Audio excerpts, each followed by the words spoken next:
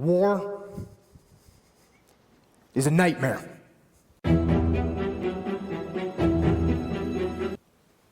War is awful.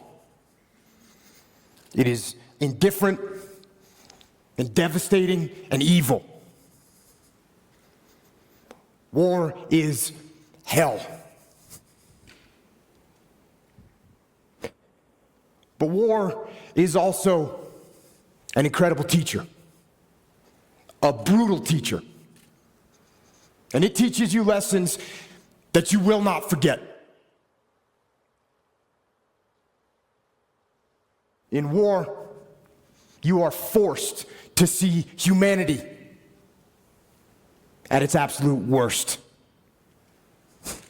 And you are also blessed to see humanity in its most glorious moments. War teaches you about sorrow and loss and pain. And it teaches you about the preciousness and the fragility of human life. And in that fragility, war teaches you about death. But war also teaches you about brotherhood and honor and humility and leadership. And unfortunately, war teaches you the most when things go wrong. And for me, one of the most impactful lessons that I learned from war was in the spring of 2006 in the city of Ramadi, Iraq, which at the time was the epicenter of the insurgency, where brutal and determined terrorists ruled the streets with torture and rape and murder. And it was in one neighborhood of that city, during an operation that I was in charge of, when all hell broke loose. We had multiple units out on the battlefield fighting the enemy. We had friendly Iraqi soldiers, we had U.S. Army soldiers and U.S. Marines, along with small elements of my SEAL team. And then the fog of war rolled in, with its confusion and chaos and mayhem, and with its gunfire and enemy attacks and screaming men and blood and death. And in that fog of war, through a series of mistakes and human error and poor judgment and Murphy's Law and just plain bad luck, a horrendous firefight broke out. But this firefight, it wasn't between us and the enemy. This firefight, tragically, was between us and us. Friendly forces against friendly forces, fratricide. The mortal sin of combat, and the most horrific part of war. And when it was over, and the fog of war lifted, one friendly Iraqi soldier was dead, 2 more were wounded, one of my men was wounded, the rest of my SEALs were badly shaken. And it was only through a miracle that no one else was killed. And it was reported up the chain of command what had happened. That we had fought and wounded and killed each other. And when we got back to base, things didn't get much better. There was a message waiting for me from my commanding officer. And it said, shut down all operations.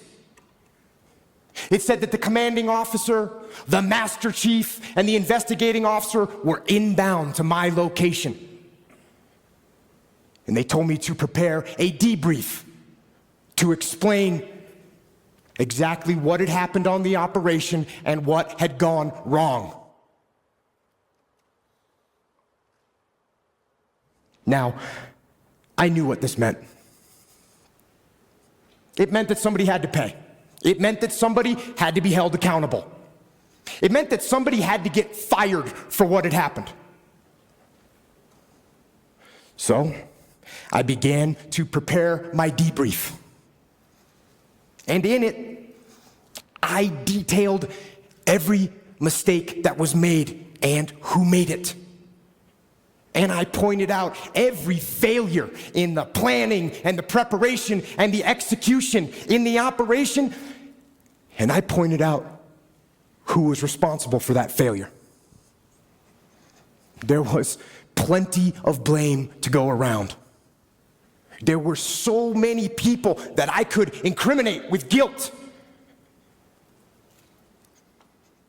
But something wasn't right. For some reason, I just couldn't put my finger on who was at fault and who specifically I should blame for what had happened.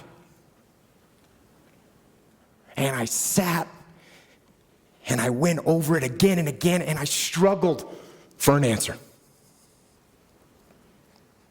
And then, when I was about 10 minutes from starting the debrief, that answer came, and it hit me like a slap in the face.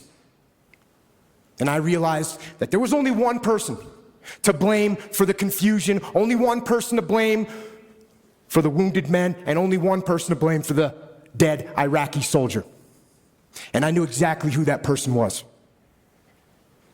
And with that knowledge, I walked into the debriefing room with my commanding officer, and the master chief and the investigating officer were sitting there waiting for me, along with the rest of my men, including my SEAL that had been wounded, who was sitting in the back of the room with his head and his face all bandaged up. And I stood up before them and I asked them one simple question. Whose fault was this? One of my SEALs raised his hand, and he said it was my fault. I didn't keep control of the Iraqi soldiers I was with, and they left their designated sector, and that was the root of all these problems. And I said, no, it wasn't your fault. And then another SEAL raised his hand and said it was my fault. I didn't pass our location over the radio fast enough, so no one knew what building we were in, and that's what caused all this confusion. It was my fault. And I said, no, it wasn't your fault either. And then another SEAL raised his hand, and he said, boss, this was my fault. I didn't properly identify my target, and I shot and killed that friendly Iraqi soldier. This was my fault. And I said, no, this wasn't your fault either. And it wasn't yours or yours or yours, I said as I pointed to the rest of the SEALs in the room. And then I told them that there was only one person at fault for what had happened. There was only one person to blame. And that person was me. I am the commander. I am the senior man on the battlefield, and I am responsible for everything that happens. Everything. And then I went on to explain to them some new tactics, techniques, and procedures that we were going to implement to ensure that this kind of travesty never happened again. And I will tell you something, it hurt. It hurt my ego. It hurt my pride to take the blame. But I also knew. I knew that to maintain my integrity as a leader and as a man, I had to take responsibility. And in order to do that, I had to control my ego so that my ego did not control me. And you know what? I didn't get fired.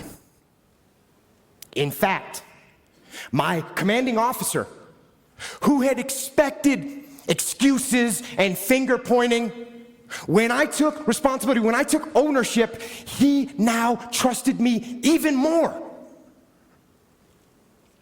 And my men, they didn't lose respect for me.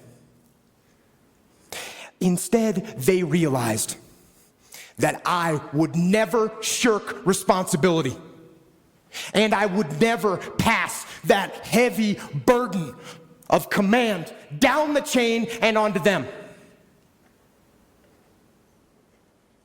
And you know what?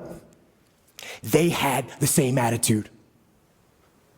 Unlike a team where no one takes ownership of the problems and therefore the problems never get solved, with us, everyone took ownership of their mistakes. Everyone took ownership of the problems.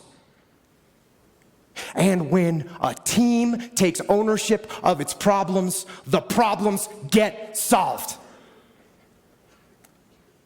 And that is true on the battlefield, it is true in business, and it is true in life.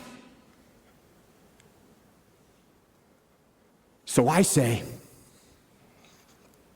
take ownership. Take extreme ownership. Don't make excuses. Don't blame any other person or any other thing. Get control of your ego. Don't hide your delicate pride from the truth. Take ownership of everything in your world, the good and the bad. Take ownership of your mistakes, take ownership of your shortfalls, take ownership of your problems, and then take ownership of the solutions that will get those problems solved. Take ownership of your mission. Take ownership of your job, of your team, of your future, and take ownership of your life. And lead. Lead. Lead yourself and your team and the people in your life. Lead them all to victory. Thank you.